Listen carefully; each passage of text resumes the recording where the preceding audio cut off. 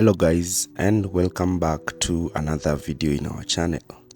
In our video today we are going to look at the next tactical headache that Mauricio Pochettino is about to face in his managerial career at Chelsea. Chelsea were destroyed by Newcastle and will be hoping to go back to their winning ways this weekend. So Chelsea will be hosting Brighton Hove Albion at Stamford Bridge.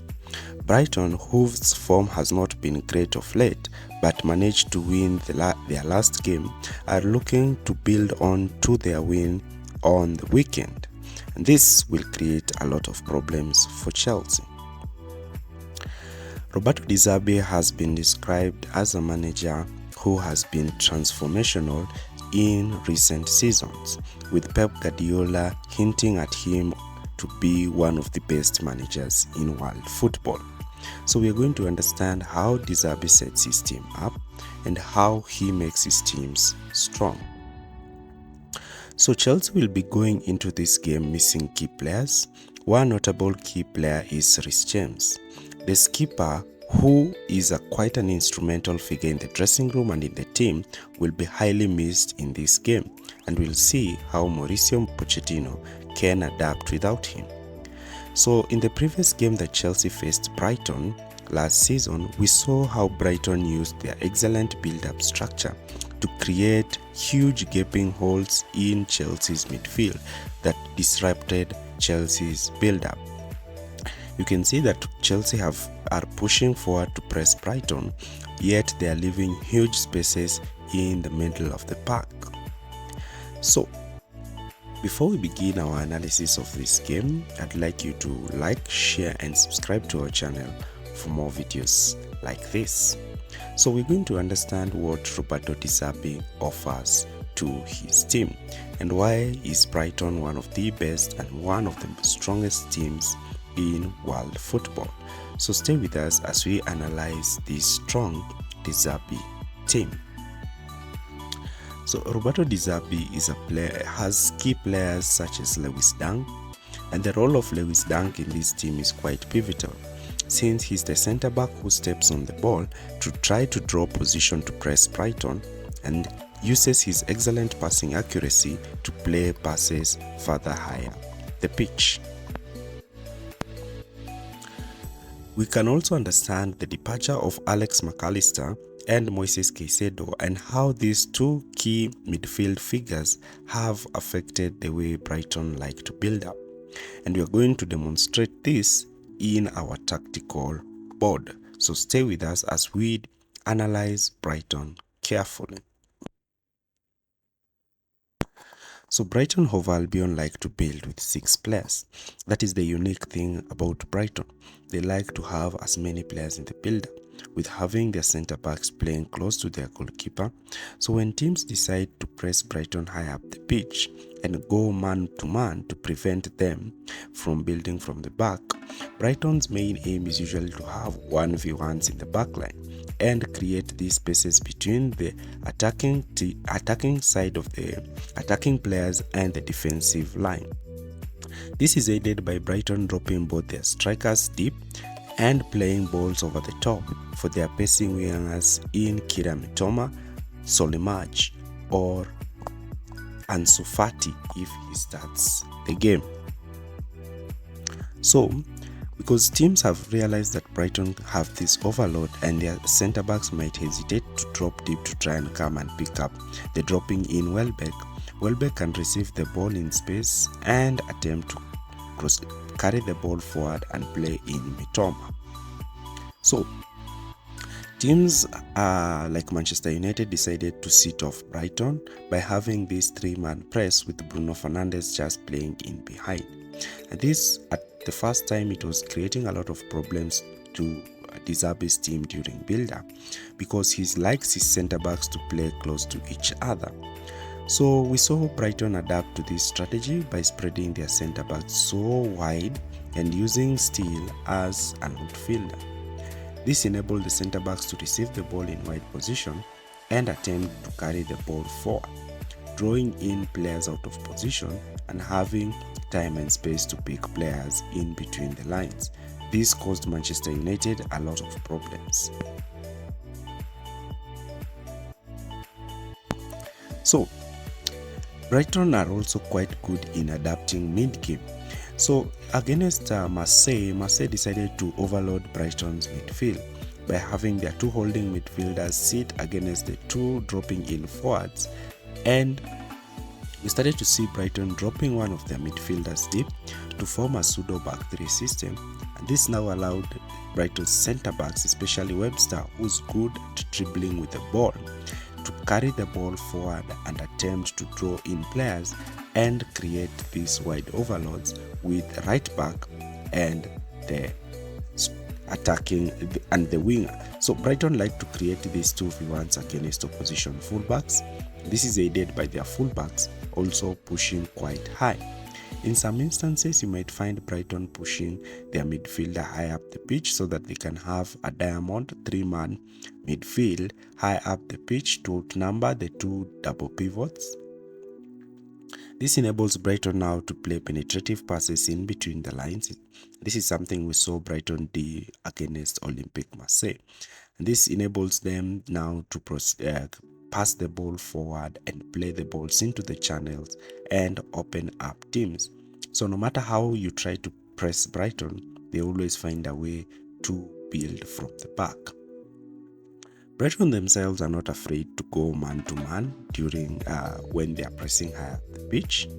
Now Brighton like to go man-to-man in a 4-4-2 system, always putting every centre-back under constant pressure. Zerbi trusts his centre-backs to win their 1v1 duels high up the pitch, and therefore the majority of the time they force teams to go long.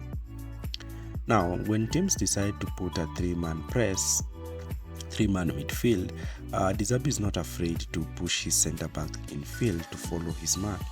But this also leaves them problems, as we saw in the game against Manchester City.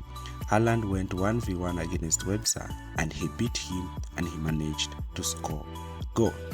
These are some of the demerits, and also if you have an excellent ball-playing goalkeeper like Alisson or Ederson, he can play the balls in the channels where the wingers can attack these spaces in between the centre-backs and the full-backs, and these balls through the channel are creating a lot of problems for Brighton, as we saw in the game against West Ham and Aston Villa. So Brighton in possession like to have a 5-man attack. This is either by pushing a full-back high or a central midfielder, and this is closely aided with their two fullbacks inverting in midfield, so that Brighton have a rest defense of 5 players with fullbacks playing in midfield. The advantage of having fullbacks in midfield is to clog up the center of the pitch and prevent penetration through the middle. But this is also vulnerable since Brighton sacrifice their spaces in the wide areas. Teams such as West Ham position the likes of Mikel Antonio in these wide channels where they would receive the ball and draw in centre backs, and this created a lot of problems for Brighton, who tried to beat this press. Now you need also to understand that teams that try to invert both of their fullbacks, and Brighton this season have tried to invert just one fullback and maintain one deeper, with Veltman playing slightly deeper. Now the advantage is this, that you always have an extra man in defense, and when you have an extra man in defense, even if a centre back shifts wide, you have a player who can cover him. Now let's look at how Brighton build from the back. You can see Brighton's 6-man build-up shape. There are 2 centre-backs, 2 full-backs and 2 holding midfielders. So Newcastle are pressing West Ham high up the pitch. So Brighton decide to play the ball back to the goalkeeper, and the centre-backs immediately move wide to give steal options. And this time the team is deciding to go man-to-man with the centre-backs and the 2 holding midfielders. But Brighton have already identified their strength. Their fullbacks are quite free, and therefore they can receive the ball directly from the goalkeeper. Now Newcastle's press has been disjointed. Now again Newcastle engage in a high press, and Brighton carefully build from the back. Now Newcastle have limited Brighton's options in the middle, and therefore Brighton have a space in the wide areas through their fullbacks to break Newcastle's press.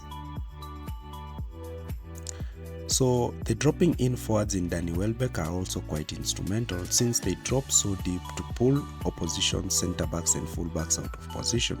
And now you can see Brighton easily breaking Newcastle's fast lines of pressure, and now Brighton have an extra man in attack.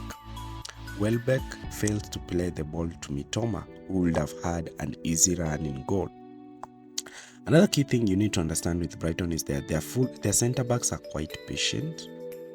They hold on to the ball until they manage to draw a player to press them, so that they can create spaces in areas in midfield. So here you can see the two centre-backs are on the ball. They like to play these third-man passes, where a midfielder will receive the ball and play to a centre-back who's free. Now Brighton and Newcastle have been baited to go higher up the pitch and press Brighton. You can see now Dunk coming with the ball. Brighton are quite patient in lowering opponents to press them. So again, Newcastle decide to go man-to-man with Brighton's pivots, picking both Brighton pivots and attempting to press Brighton's centre-backs and goalkeepers. So Brighton can see that Newcastle are applying a high press, and the spaces to the fullbacks are now free, and now Brighton can play the ball to the fullbacks and evade Newcastle's pressure.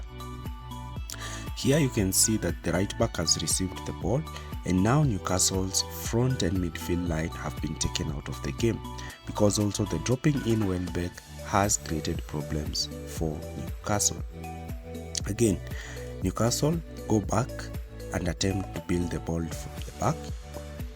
The strength of Zerbi's team is the ability to draw in the press, and especially press down the central areas of the pitch and create spaces in the wide areas where their fullbacks can receive the ball with time and space. Another key strength of Brighton is their third-man passes. Here the centre-back makes a pass to a midfielder, he draws in a player to press him, and he can play that flick-on pass to his secondary midfielder, and now Brighton will be able to bypass the press. Here again, you can see that strength that Brighton have. Dunk is on the ball, he draws in a player to press him. Now once he plays the ball to Gilmour here, Gilmour can play a first-time ball to Gross, and Brighton will be free in midfield. Brighton like to invert their fullbacks, and here you can see Brighton against Leeds. You can see the position of Estupiñán and the right back. All of them have come in midfield regions, and now they are overloading Leeds with as many as 6 players in midfield. This is giving Brighton's centre-backs a lot of time and space on the ball in the middle areas of the pitch. Here again you can see Estupiñán is playing slightly narrower compared to the right back, and now you can see Brighton's centre-backs standing on the ball to bait a press so that they can create spaces in the middle of the park. Mauricio Pochettino is going to face a huge problem dealing with Brighton's excellent build-up structure. Mauricio Pochettino has to find a way in which he can be able to press Brighton high up the pitch, disrupt their build-up, but as well not being exposed by Brighton. Brighton averagely score around 2 goals per game, so Chelsea need to be so strong and mentally prepared to press Brighton. We know that Brighton like to build up with 6 men, 2 centre-backs, 2 holding midfielders and 2 full-backs. So Chelsea can start their press in their 4-2-3-1 system with the up front 3 starting quite narrow. Their 2 holding midfielders picking up Brighton's dropping in forward and allowing Chelsea's centre-backs to cover the space. Jackson, or a player who will be playing in this position if Nkunku will be available, should be quite aggressive in their press to force Brighton to play towards one side of the pitch. And in this side, if you have Lewis Dunk can either pass the ball to the fullback or go long, and if he goes long, Chelsea have a man advantage at the back. This now should enable Chelsea to be quite strong, and Gusto should be quite ready to go 1v1 against Mitoma. In this case, Chelsea can receive the ball after setting pressing traps and immediately launch quick counter-attacks against Brighton. Chelsea should be ready and should be strong in finishing their chances, and the channels are positions where Chelsea should be keen in attacking. Now, in some instances, Chelsea may decide just to sit in a mid-block to allow Brighton to have time and space with the ball. This is because if you press them high up the pitch, then they might use Steele as an extra man and still manage to build away from you. So Brighton sometimes pushes their fullbacks so high up the pitch, and this enables now their fullbacks to receive the ball in time and space. So Chelsea should not be afraid to commit players to shift across and try to mitigate this wide overload. I've explained in my videos why Conor Gallagher is best starting as a right winger so that he can help Gusto defensively against this Brighton's attack. This might allow now a player like Cole Palmer to start in his more natural number 10 position. Chelsea should also be quite aggressive out of possession, and they should deny Brighton's backline any time and space on the ball, and that's why Gallagher on a Estupinan will be quite a great tactical battle. So we understand that Brighton like to start their wingers high and wide so that they can draw position fullbacks out of position and create spaces for runners in the half space channel. So Chelsea's midfielders should be quite ready, especially Enzo and Caicedo, to track these runs and help their fullbacks, especially in covering the half spaces. Now, Brighton know very well that Pochettino likes Raheem Sterling to stay high up the pitch so that he can give Chelsea an outlet during counter-attacking situations. This now will give Brighton the chance to try to create overloads down the right, and therefore Conor Gallagher can drop in midfield and Chelsea can form a three-man line where they can win the ball and immediately play in Raheem Sterling in these wide areas. Sterling will be quite great in beating his centre-back, and he's on form currently, and his dribbling ability will be quite key for Chelsea. Chelsea in this game will have a lot of spaces in behind. They should be quite ready to attack these spaces and win the ball quickly through setting pressing traps against Brighton. So, this is how Chelsea can arrange themselves out of possession. What about in possession? How can Chelsea break this aggressive high press? So we know Badiashile and Thiago Silva are centre-backs who are quite great in possession. So Brighton might decide to go man-to-man with both centre-backs. This is how Chelsea can stop this. So Sanchez should endeavour to play the ball directly to the centre-backs' feet, and this can prompt Conor Gallagher to push into the right half-space channel and allow Cole Palmer to drop from his right-wing position to pick the ball directly from the centre-back.